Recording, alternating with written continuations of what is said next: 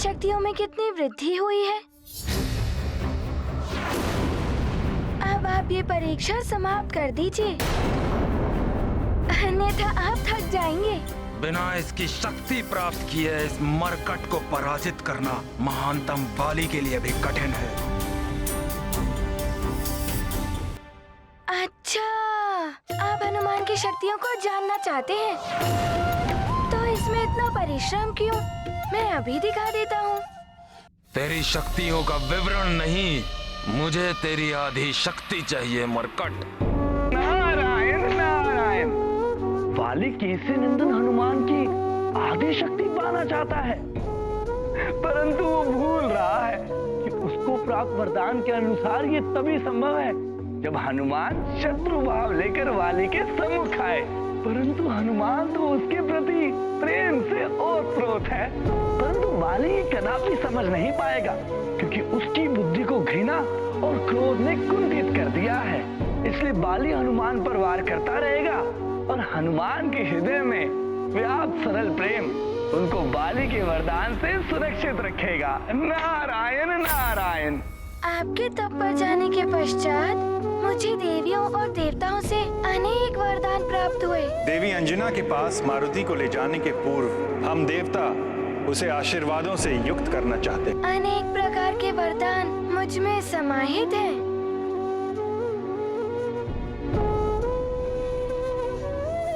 मैं अभी आपको दिखाता हूँ।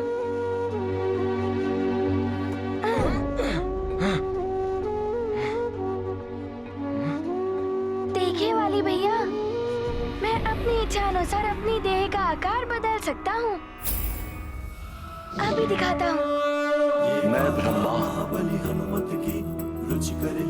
तुम्हें वरदान देता हूँ, तुम इच्छाधारी होगी। जब जैसा रूप धारण करना चाहोगे तुम कर सकोगे।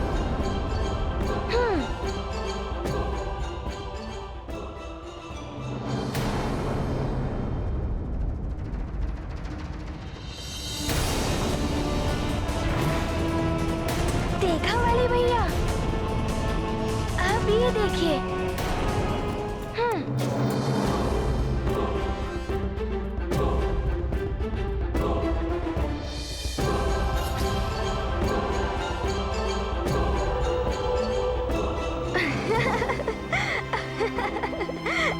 अरे कहाँ चला गया मरकट?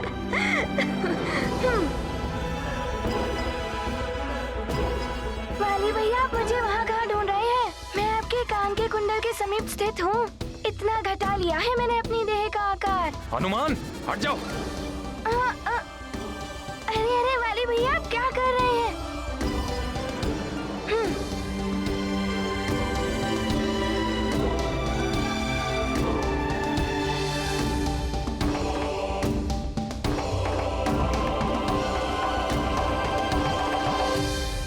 वाली भैया, आपको ज्ञात है मैं अपनी श्वास के प्रवाह से बड़े बड़े पर्वत हिला सकता हूँ। अभी दिखाता हूँ।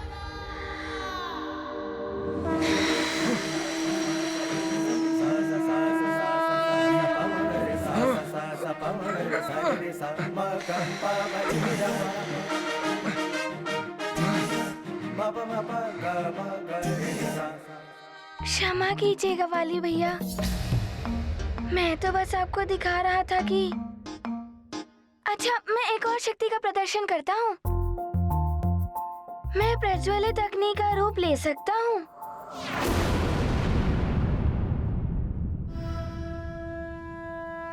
मैं अग्निदेव तुम्हें वरदान देता हूँ कि कितनी भी भीषण अग्नि हो, उसकी ज्वाला तुम्हें किसी भी प्रकार से हानि नहीं पहुंचाएगी।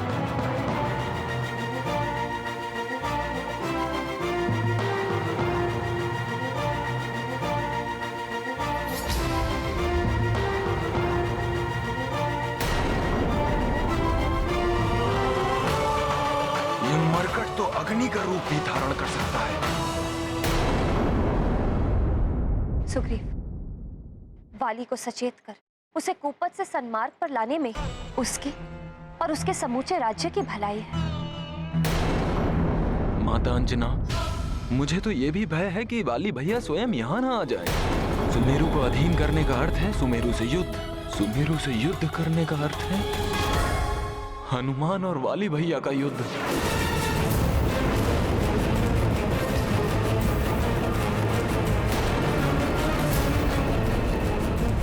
जो वाली भैया के लिए घातक सिद्ध हो सकता है। हाँ पुत्र सुग्रीव, इस बात का भय तो मुझे भी है। मैंने मित्र ऋक्षराज को वाली की सुरक्षा का वचन दिया है। वो यहाँ आ गया तो उसकी रक्षा करना कठिन हो जाएगा। किसी प्रकार वाली को सुमेरु और हनुमान से दूर रखना होगा। ये गाथा महाबली हनुमत की, रुचिकर लीला राम भगत की। जय जय जय अब ये देखिएगा वाली भैया। जय जय जय महाबली हनुमान।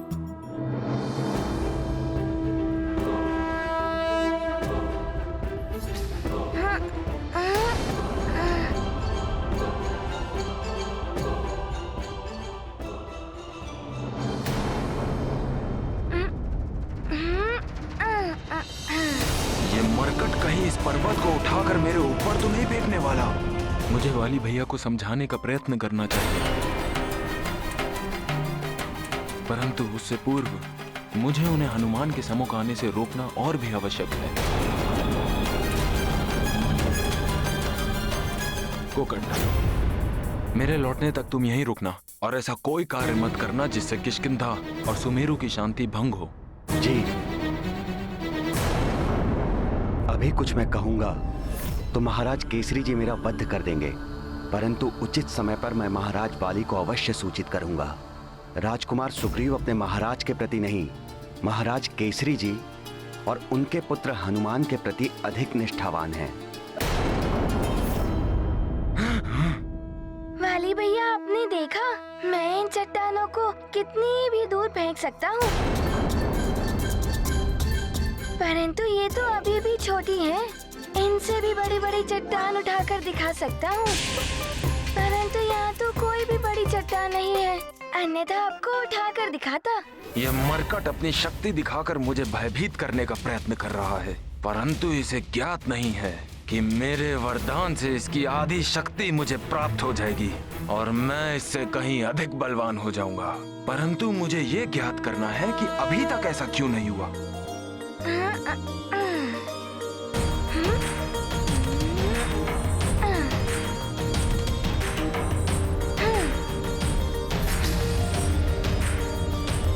कितने भोले और निष्कपट है हनुमान। वाली के घृणित प्रयोजन का उन्हें लेश मात्र भी अनुमान नहीं है। परंतु माधव, एक बात समझ में नहीं आई कि वाली हनुमान के प्रेम से परिपूर्ण निर्मल पवित्र मन को क्यों नहीं देख पा रहे हैं। प्रिय, जिस व्यक्ति के हृदय में घृणा और प्रतिशोध के भाव वास करते हैं, उसकी दृष्टि कुछ भी अच्छा नहीं देख पाती। वो अन्य लोगों में भी अपनी प्रतिछाया ही देखती है। ऐसे व्यक्ति स्वयं के प्रति सुविचार रखने वालों को भी अपमानित और तिरस्कृत करते हैं। यदि वाली हनुमान के प्रति शत्रु भाव त्याग दे तो हनुमान उसको आधी क्या अपनी संपूर्ण शक्ति समर्पित कर दे। परंतु वाली ये बात समझ नहीं पा रहा है। सत्य है, घृणा से वशीभूत होकर व्यक्ति धर्म अधर्म, अपना पराया और यहां तक कि अपने हित अहित के विषय में भी कुछ समझ नहीं पाता, जिसका परिणाम सदैव उस व्यक्ति का विनाश ही होता है।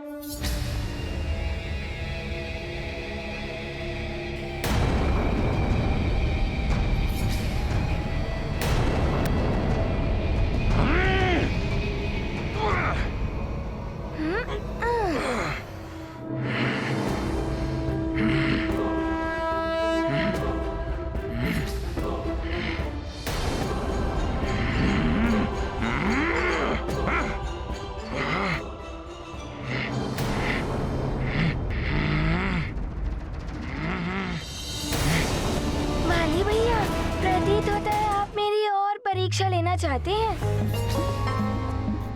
ये देखना चाहते हैं कि मेरी भुजाओं में कितनी शक्ति है? ये जानना चाहते हैं ना आप?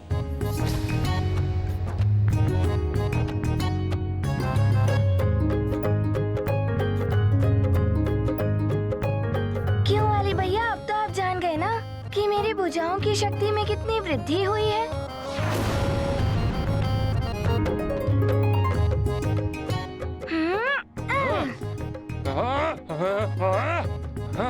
आनंद आ रहा है ना वाली भैया? वाली भैया संभल के।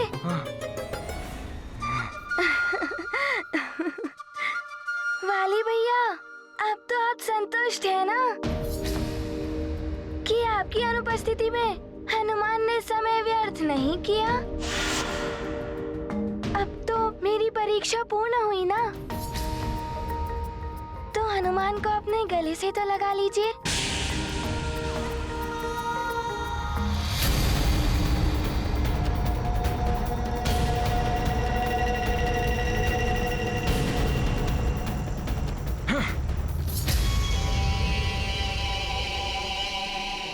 गले लगाइए ना वाली भैया।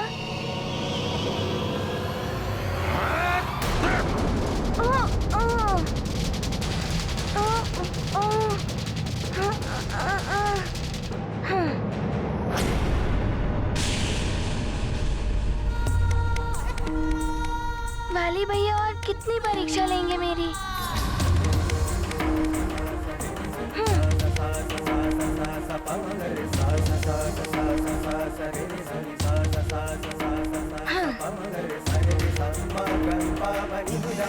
वाली भैया, हनुमान को तो ज्ञात है कि आप परम शक्तिशाली हैं।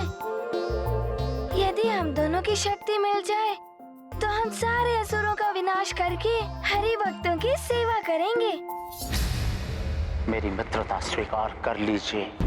हम दोनों मिलकर उस वानर बालक को परास्त कर सकते हैं। हरि भक्तों के बल के साथ हम दोनों सर्वशक्तिशाली बन सकते हैं। प्रतीत होता है कि आप मेरे युद्ध कौशल की परीक्षा ले रहे हैं, है ना वाली भैया?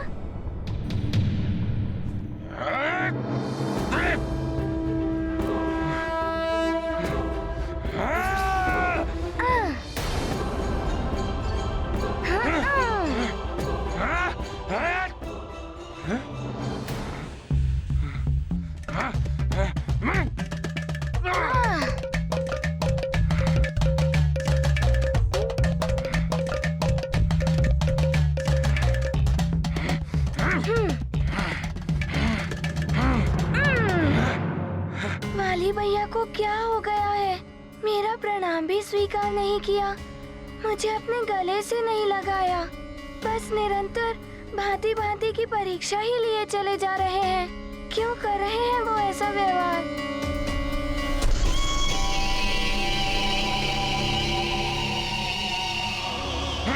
वाली भैया, अरे वाली भैया, नीचे उतारिए मुझे वाली भैया। वाली भैया, ये आप क्या कर रहे हैं वाली भैया?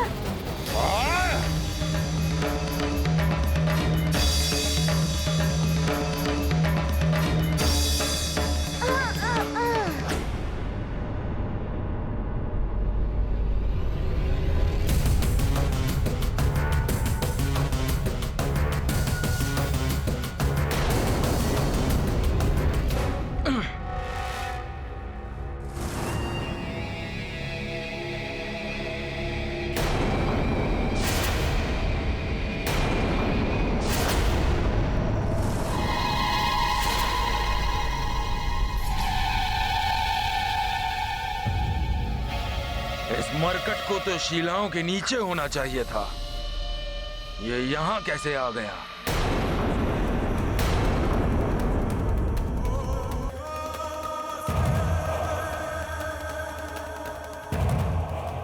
कायरों के भांति छुपो नहीं, सामना करो मुझ महानतम वाली का।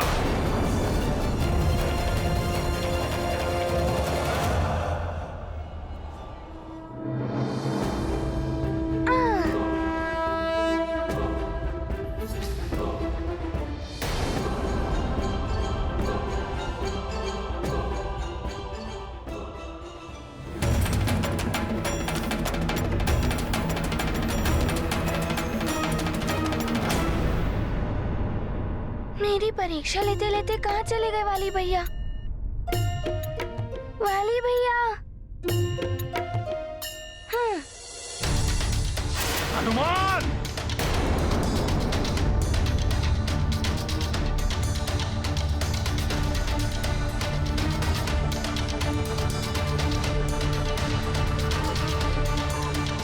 वाली भैया किसका पीछा कर रहे हैं? हनुमान!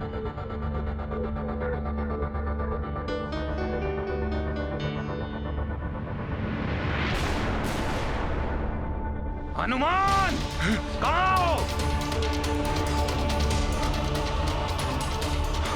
ये तो बड़ी तीव्र गति से मेरे पीछे आ रहे हैं। इन्हें यहाँ पहुंचकर मुझे पकड़ने में अधिक समय नहीं लगेगा। मुझे इन्हें भ्रमित करने के लिए कोई और उपाय सोचना होगा।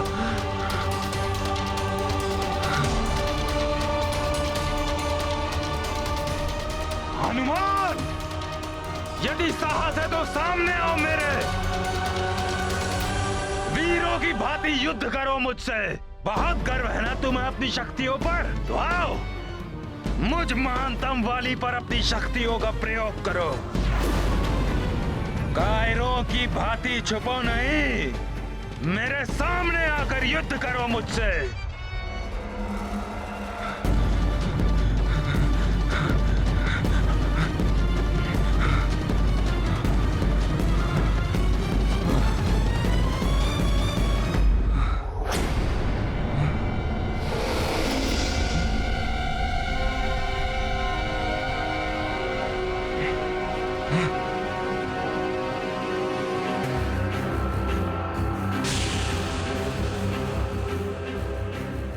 रुको, रुक जाओ।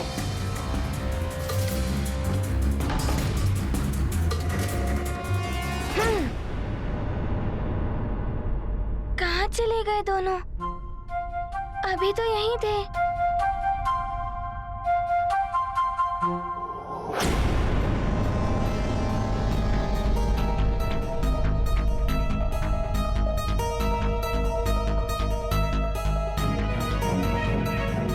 ये गुफा तो बड़ी घुमावदार है। इसमें तो कोई भी खो सकता है। ये इसमें वाली भैया थोड़ी देर के लिए भी घूम जाए तो मुझे हनुमान को उनके समूह आने से रोकने का अवसर मिल जाएगा। हनुमान! हनुमान! बाहर निकलो! हनुमान! हनुमान! कहाँ छुप कर बैठे हो?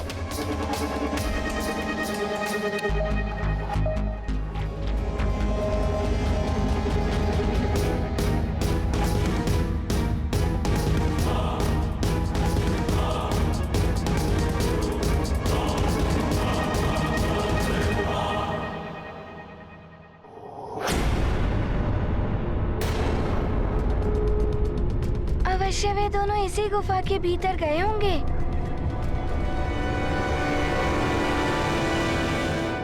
हनुमान! अरे सुग्रीव भैया अभी यहाँ है। कहीं आप दोनों मिलकर हनुमान से क्रीड़ा तो नहीं कर रहे? हनुमान! कहाँ छुप कर बैठे हो? नहीं हनुमान, ये कोई क्रीड़ा नहीं है। अब तो ये गंभीर बात है। पहले हमें वाली भैया की दृष्टि से बचकर कहीं छुपना होगा, फिर मैं तुम्हें सब कुछ गंभीरता से बताऊंगा। आ जाओ।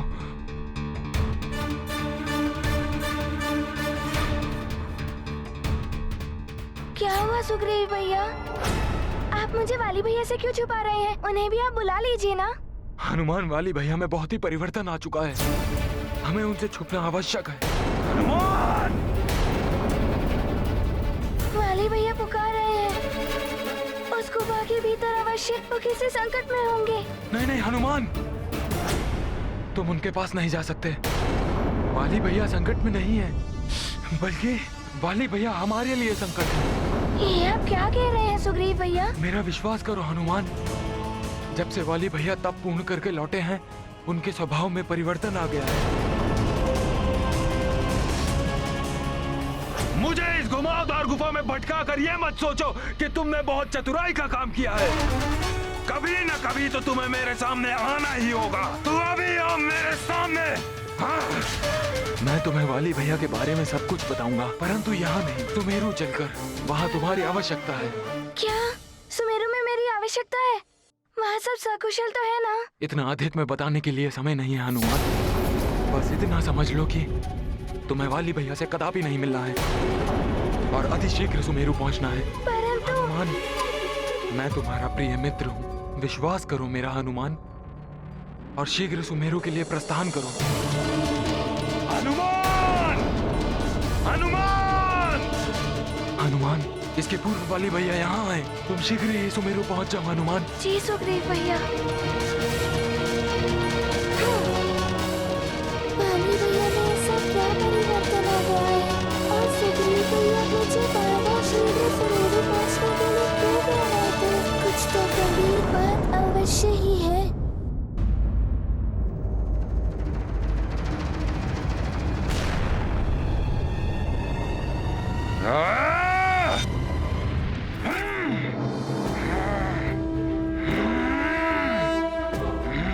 वाली भैया, अब तो आपको ज्ञात हो गया है ना कि मेरी शक्तियों में कितनी वृद्धि हुई है। अब आप ये परीक्षा समाप्त कर दीजिए, अन्यथा आप थक जाएंगे। बिना इसकी शक्ति प्राप्त किए इस मरकट को पराजित करना महानतम वाली के लिए भी कठिन है। अच्छा, आप हनुमान की शक्तियों को जानना चाहते हैं? तो इसमें इतना परिश्रम क्यों? मैं अभी दिखा देता हूँ। तेरी शक्तियों का विवरण नहीं, मुझे तेरी आधी शक्ति चाहिए मरकट। नारायण नारायण! वाली केसरी नंदन हनुमान की आधी शक्ति पाना चाहता है, परंतु वो भूल रहा है कि उसको प्राप्त वरदान के अनुसार ये तभी संभव है जब हनुमान शत्रु भाव लेकर वाली के सम्मुख आए। परंतु हनुमान तो उसके प्रति प्रेम से ओतप्रोत है, परंतु वाली ये कदापि समझ नहीं पाएगा क्योंकि उसकी बुद्धि को घृणा और क्रोध ने कुंठित कर दिया है।